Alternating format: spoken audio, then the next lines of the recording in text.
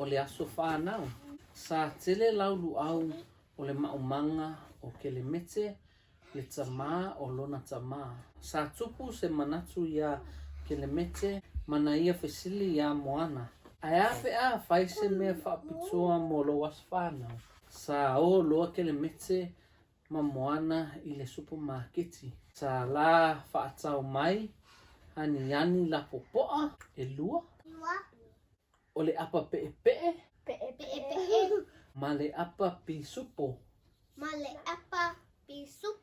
Sa fesosoani moana ia kelemete e oto laulu au mua. Sa fesosoani fo'i kelemete ia moana e tipi laulu au ma ani la popoa.